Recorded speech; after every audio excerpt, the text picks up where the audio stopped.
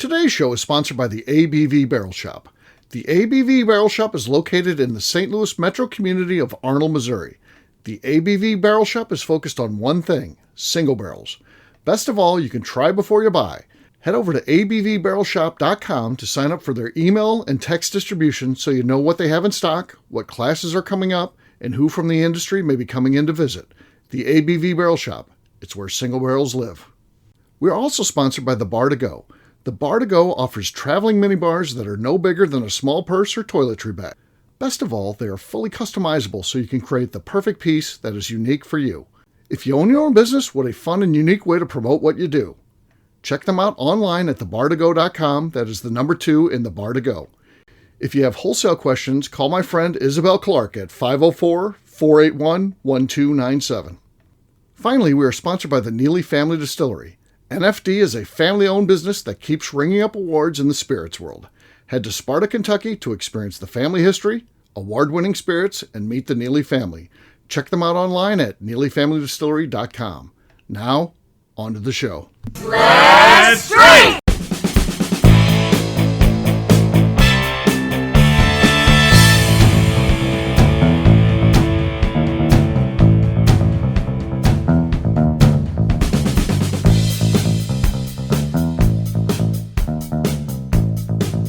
Welcome to the Bourbon Daily, the podcast about everything bourbon delivered to you every day of the week. Today we have a special show here at the ABV Barrel Shop where we're at the tasting bar getting ready to taste high wheat bourbon from Bardstown Bourbon Company. My name's Steve Akeley, joined by Darren McCroy. What's up, man? Nothing. What's up with you? Not much, buddy. Yeah, just enjoying some time here. We got a big event tonight. We're getting ready for it. It's kind of the quiet before the storm. We'll have about 60 people rolling through here this evening for a couple barrel releases from our friend Demetrius Kane. So it's going to be a great night. Absolutely. Looking forward to that. But for right now, our focus is on this product and should be good. We always enjoy Bardstown Bourbon Company, and they always loop us in on all their new products, which is cool. This one we've had for a little while here. So we've got this to talk about today, and then we've got another one coming up we'll be doing in a few weeks. So we've got a couple items here from them, so which is very cool stuff. We'll get to that after the break, though, in terms of tasting that. What about something on your mind, Darren? What's going on? So I want to know to you, what is the most iconic or brings you back when you hear opening theme song to a TV show? Is there any theme songs, anything on TV that... I grew up in a time when the theme songs were a lot better. Okay, yeah, I agree.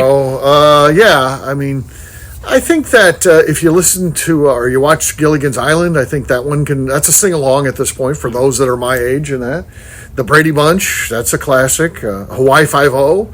Those are all examples. Twilight Zone. Yeah. Yeah, that's you can that even represents people at this point. Like if someone says a crazy thing, you're like do do do do do do do. Yeah. I mean that's how big that song is. So yeah, those would be a couple examples. Okay. What about you? So I'll name a couple that probably you should have named, but it's not my age group. But my dad always loved watching MASH. Okay. And so every time I hear the MASH theme song, instantly, and my sisters do it too. We go, oh, it's a good one, because that's my dad's favorite show, and that's what he'd say every time. Oh, that's a good one, just based off the opening music. Okay. And then Andy Griffith's show has a great opening, and then coming into the newer ones, Supernatural was fantastic, but I really love Supernatural. I don't even know what that show is. What about Seinfeld? Seinfeld's pretty good too. I didn't think about that one. Custom done. All the interludes and stuff like that, they're all different because the guy would be just doing that shit, watching the thing and putting in whatever they needed. Yeah. That'd be kind of a cool game. I don't have that sort of talent. No, I was going to say there's no way I could do that. But that's cool that guy was able to work with them on that show like that. And then the X-Files, again, that's another one. Like you mentioned something weird, and it's like you can play the X-Files music every time, and it works. That's good. Any other SpongeBob? That's a classic theme song. Yeah. It's not classic because of the theme song, but NCIS or CSI Las Vegas always used 2 songs. Like all the CSI songs use 2 songs, so those are always good. You can't hate those. Yeah, that's true.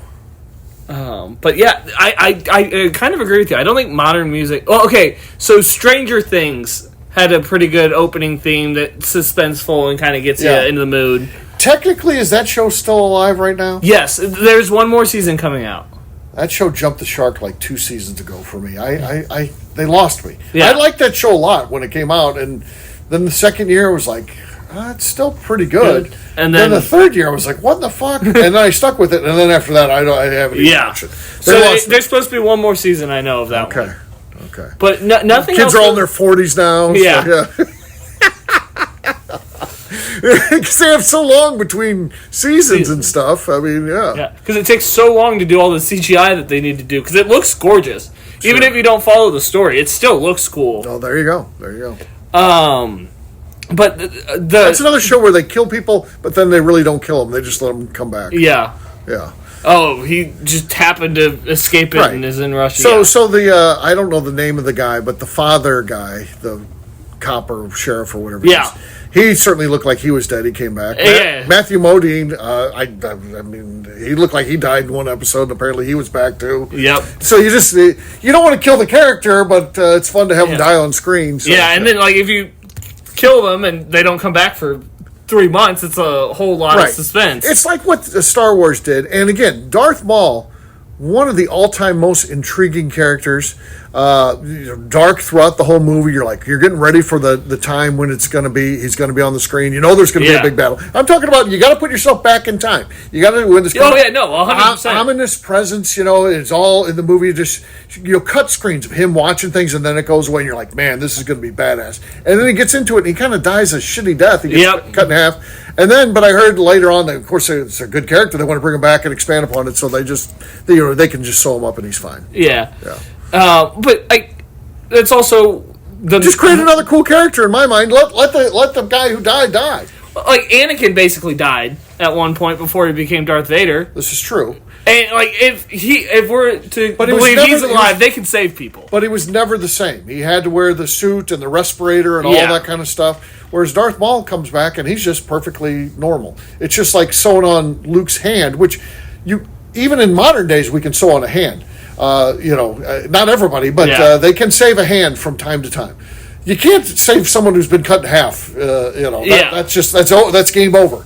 So that kind of loses me too. But I love Darth Maul, and I was okay when he came back. Darth Maul was cool, but yeah, I just feel like I think he was cooler than Vader.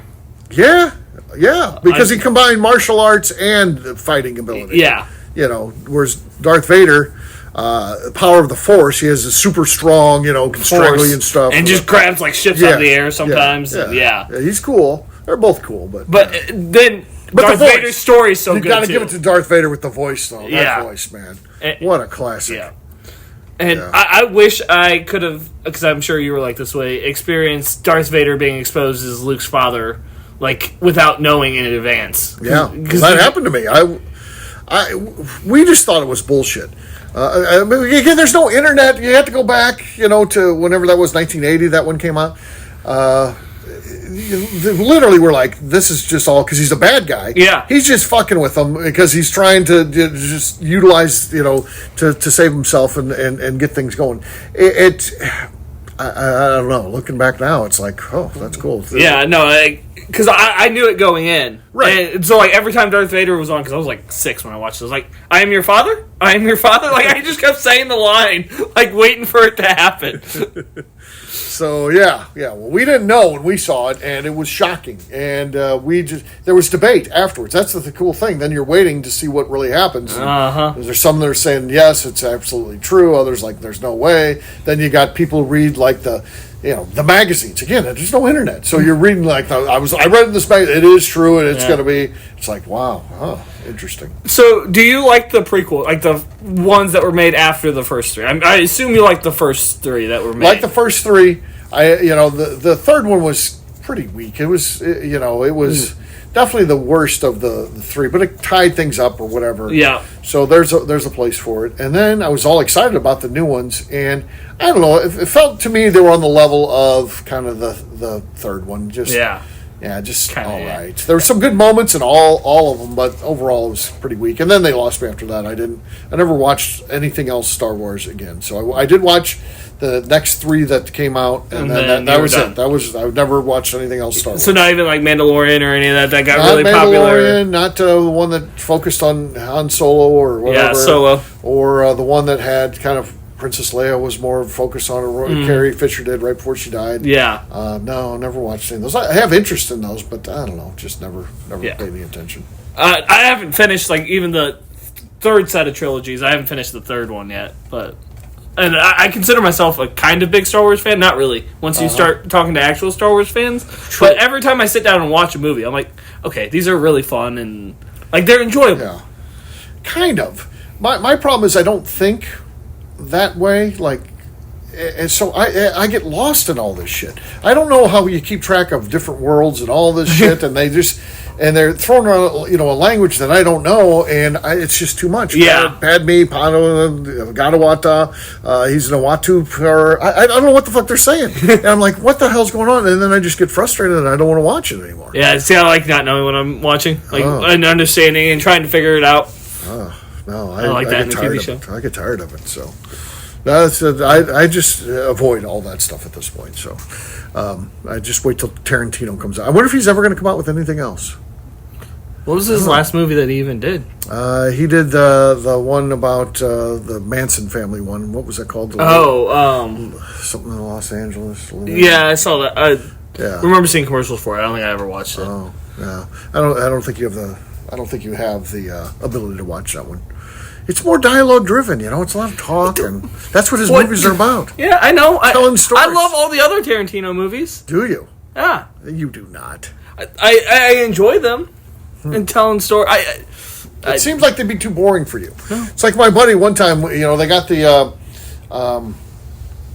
Inglourious Bastards. They got the basement scene, and it just goes on forever. They're talking. And to me, as a fan, the tension's building up. It's good. It's like, what the hell's going to happen? Yeah. Why are they hearing all this? And you see how someone's trying to analyze somebody. You see all the ticking, and then it was just a long, boring scene.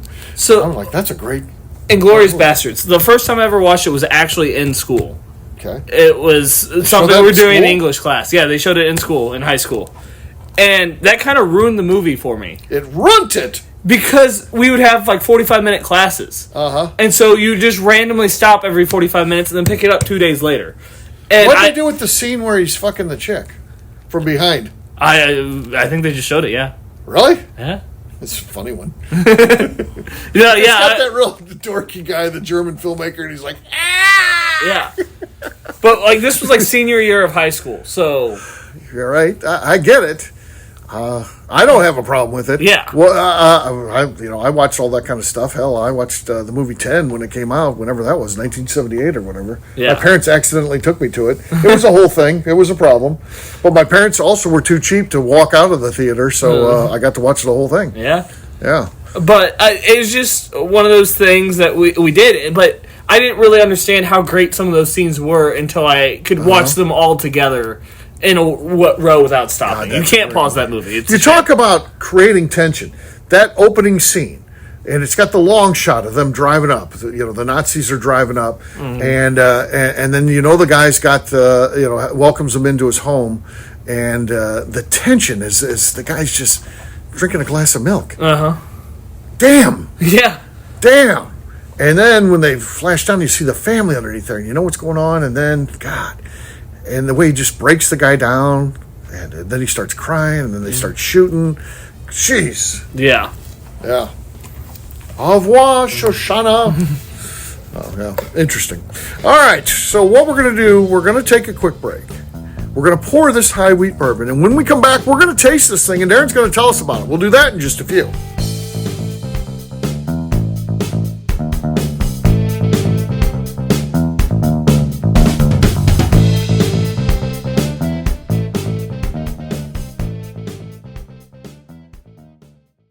Okay, let's talk about the people that make these shows happen. First up is the Stave and Thief Society. Via their in-person class at Moonshine University in Louisville, Kentucky, the Stave and Thief Society is the place where you, a bourbon enthusiast, can expand your knowledge and emerge an executive bourbon steward. In 2017, I completed my Executive Bourbon Steward certification. It's the most comprehensive bourbon certification available and connects you with an expansive network of bourbon enthusiasts and professionals. Check out the full listing of in-person and online certifications and join the society today by enrolling at staveandthief.com. Speaking of Executive Bourbon Steward certification, the ABV Barrel Shop in St. Louis, Missouri has developed a unique partnership with the Stave and Thief Society to offer a preparatory class to assist you in getting your Executive Bourbon Steward certification. This prep class costs only $25 and is available to take live or online via Zoom. Graduates of our class receive a coupon code good for 15% off your Executive Bourbon Steward certification held in Louisville, Kentucky. This saves you almost $90. Additionally, you can collaborate with fellow attendees to split travel costs when you go to Louisville. If you're interested in signing up for the class, simply head over to abvbarrelshop.com and check out the classes and events page. Last but not least, we are sponsored by Neely Family Distillery. Royce Neely is the 11th generation distiller in one of America's oldest distilling families. A visit to Neely Family Distillery takes you through family history, where you can see all the artifacts and newspaper clippings through the years from this family that started distilling in America after James Neely arrived from Northern Ireland in 1740. Today, Royce Neely and his team are crafting some of the best spirits in America. Their bourbon and absinthe offerings keep winning top honors in the spirits competitions. Recently, their absinthe made history as the first platinum winner in the absinthe category at the San Francisco Spirits Competition. Neely Family Distillery is definitely a bucket list destination if you are a bourbon fan. Learn more about their spirit offerings, visiting their facility, and the awards they have collected over at NeelyFamilyDistillery.com. And now, back to the show.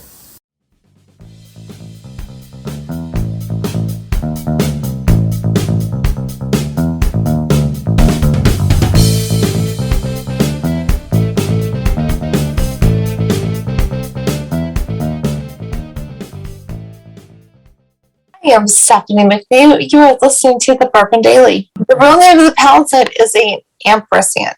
All right, everybody, welcome back. It's Steve and Darren here at the ABV Barrel Shop. We're at the tasting bar getting ready to try this. Now, Bardstown and Green River, both companies under the same ownership here, they've kind of gone to this thing where they're trying to, every thing that they release, they're trying to one-up the last one that they did. So this one literally came in a box. Where it says press a button and you press it, this light show turns on, and inside there is the bottle of high wheat bourbon. Right? Yep. Yeah. Their Origin Series high wheat bourbon. Yes. So and they keep doing these things. I mean, we just got another one. It was very cool, and been doing some unboxing videos on my YouTube channel, which is, by the way, Bourbon Sasquatch. So check that out. Fuck! Whoa, that was bad. That was bad. But I got the big explosive sneeze. That's what do you got? I do big explosives too. You're loud anyway, so I would assume the one. Yeah. Would you rather be the big explosive one or like the 3 to 4 smaller sneezes? 3 to 4 smaller sucks. No, it sucks. I was going to say, I like the big explosive one. So my dad does the big explosive one. My sister does. Both of my sisters do it too. So it's a learned behavior, we think. But it's learned. No, it helps out. Yeah. It's just relief. This it looks painful. But sometimes, like, I'll have 2 big ones in a row, and I'll just want to die. 2 big ones. I've never had that. It's one gets it out of the way. Yeah. So the big wind up. A big wind up twice, and yeah. Oh, it was on the air. It's a rarity. Yeah. I don't have my pause button here. Yeah. So yeah, if I had my microphone, I could have turned it off. We're just on the iPhone. Yeah. And it wasn't your real mic, because it probably would have blown out everyone's ears. That's true. That's true. So yeah. So back to the whiskey. So this is their latest in their Origin series. Okay. So this is the 4th thing they've released. They've released a bourbon, a bottle and bond bourbon, a rye, and a wheated bourbon. Okay. And so this is their high wheat bourbon. High wheat. Okay. This makes sense. You have Steve Nally as your master distiller, one of the greatest wheat distillers in the history of wheat being invented. Yeah. I mean, so yeah, he was Maker's Mark guy. Then, of course, he was out of Wyoming. They do wheat, and he's here now. So this makes sense. So it's 50. The stakes are high here. I feel like I got great expectations. Well, yeah, because the Origin series is never bad, because that's all the stuff they make themselves. Right. High wheat from Steve McNally is great, and it came in such a cool box too. Everything's raising the stakes. Right. So it's 53% corn, Okay. 39% rye, 8% malted barley. 8% malted barley. Coming in at How's it a high wheat with 39% rye? 39% wheat. You said rye. I'm an idiot. I was going to say. Well, I got to read the bottle, not That just is say just what I'm thinking. Weird name for I mean, someone should do that. Right, bourbon to call it a high wheat just to mess things up. Interesting. Okay. No. 106 proof, Okay. and coming in at $50. All right, let's see what we got here. Here we go. Wow. Hell yeah, man. That is really good. That's a great one. That's a sipper. Can't wait to share this with some friends. This is really good stuff. Yeah. That first taste on the palate is just like almost like a creme brulee. It's like caramely and Yeah. What's the price of this? $50. $50. That's great, man. Yeah. $50. That's a $75 It's also bottle the highest proof of their true origin series. That's not the single barrel stuff. Okay. So, Yeah. Of like That's this awesome. stuff that's supposed to be everywhere. Man, That is very gonna nice. have to go find one of these next time I'm in a state that has Bardstown. There you go. So I'll be in Kentucky for the Bourbon Festival, so I'll have to look for it. I'll be on the lookout for it. So amongst other things, who knows? They may be releasing stuff there for that too. Yeah, so that's I think they are based Yeah. off what they're saying on their Facebook page. When I was looking at it. So I'll definitely check out their booth when I'm there. Is there a company that is as like new as Bardstown is that's doing as good as they are? No. In the world even. I don't know if there's anything. I think Bardstown. I keep saying this. They're poised, I guess maybe should say, to take over bourbon. I think that if anybody, Beam is the king. Yep. If anybody could take a run at that, it could be them. It's Bardstown, because they've got the two huge companies that are not only making whiskey for themselves, but they're also selling whiskey to others. Yep. They got 3 huge column stills. I assume Green River has a huge still that can make some good capacity. Yeah. So, because they have 2 on the main site, right? So they have the whole a great experience when you go there. That amazing restaurant, a great tour where you get to thieve out of the barrel. And they're as big as anybody right now in the sourcing world, other than maybe MGP. But, one thing that they've done that MGP could never figure out how to do is how to get your own brand. Yeah, like the Origin series. It's all stuff they made. MGP always has struggled with that. And they're doing better now. They've got the Luxco thing, and it's exciting to see them doing good. I want them to do good. I want everybody to do good. But, man, Bardstown has killed it from day one. It's like their plan was, hey, we're going to have our own brand, but we're also going to source to a bunch of people. Yeah. Like that is what they were planning on doing for their life. Yeah. And they've got this whole thing going on now where they're into, on the Bardstown side. Not on Green River's not the collaboration side. They're more Green River's more focused on really just bourbon, good aged bourbon and stuff like that. And at good price points. Good price points. The only one that probably beats Bardstown for good price points on new products is Green River. And on the Bardstown side, it's more finishes, collaborations, and stuff like that. So they even have separate identities, which is another key to success. Because if you got 2 different companies, you don't want to be basically the same thing. Mm-hmm. So it's what they've got going on is pretty cool, man. So I'm going to go on a limb and say this is one of my favorite wheated bourbons I've ever had. Yeah. It's definitely in the top 5. Mm-hmm. I think it's that good. I like it a lot too, and I'm not normally a wheater fan. So, same. This is really good stuff. So at that price point, I think it's a no-brainer, folks. This could be one where you don't even need to try before you buy. I feel like just go out and get a bottle, and I think you're going to be happy with it. I think we're safe to say that. So there you go. Well, that's going to be this one. We'll wrap it up as we always do by talking about where people can find us. Darren, we'll start with you. Where can people find you? You can find me on Instagram at The Bourbon Adventures. All right, for me, I'm an easy guy to find. I'm at Steve Akeley, Twitter, Instagram, or Facebook. I've got a website, steveakeley.com. We've also got a company website. That thing's abvnetwork.com. Check it out. Everything that we do is out there. Previous shows, blogs, so much more, abvnetwork.com. Come by and see us, the ABV Barrel Shop, the place where you can try before you buy.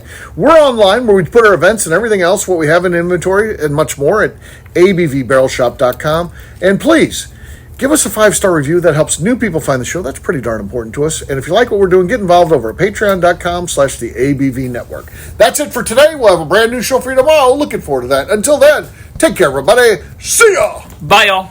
Peace.